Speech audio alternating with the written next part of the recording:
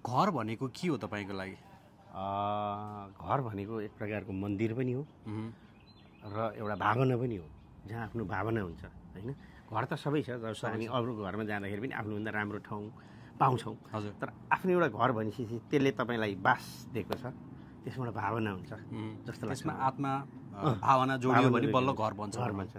म पनि नेपालमा अलिकति यसो एक दुई ठाउँमा माटोमा पैसा हाल्नुपर्छ है भन्ने हुनाले मैले पुरानो भने जग्गामी घर जग्गा भनेको चाहिँ एउटा यस्तो सम्पत्ति हो, त्यो चाहिँ अचल छ, त्यसलाई चाहिँ भनेको बेलामा बिक्री पनि हुन्छ र राम्रो पनि हो र त्यसले चाहिँ दीर्घकालीन रूपमा मान्छेलाई चाहिँ आर्थिक रूपमा अलिक सम्पन्न गर्छ जस्तो मलाई लाग्छ।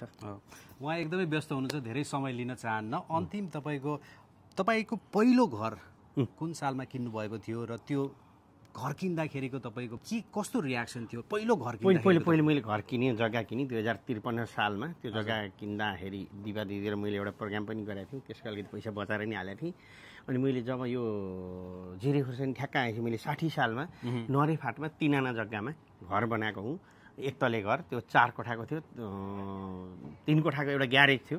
ग्यारेज पनि नराखेँ, म गाडी किन्न सक्दिनँ भने ग्यारेजलाई बैठक बनाएर मैले एक तला घर बनाएँ। पछि मैले कार्यक्रम गर्दै जाँदा भगवान् कृपाले अनि त्यसलाई सानै 2 तला बनाएँ।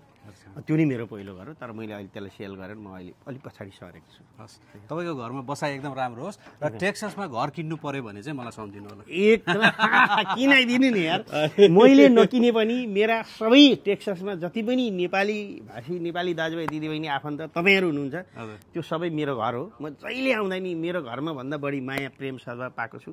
र नवराजजीसँग अब म तपाईँसँग कुरा गर्छु, नवराजजीसँग हामीले काठमाडौँ टेलिफिल्म खेल्दाखेरि भेट भएको, बिचमा एउटा सिनेमामा पनि हामी जोड्यौँ, सिनेमा बनाउनु भयो। साह्रै जेन्टल, कान्तिपुरमा एउटा मिडिया कर्मीको रूपमा पनि एकदमै शालीन भद्र भएर गर्नुभएको थियो यहाँ पनि। र अस्ति ठ्याक्क भेट्दा खुसी पनि लाग्यो।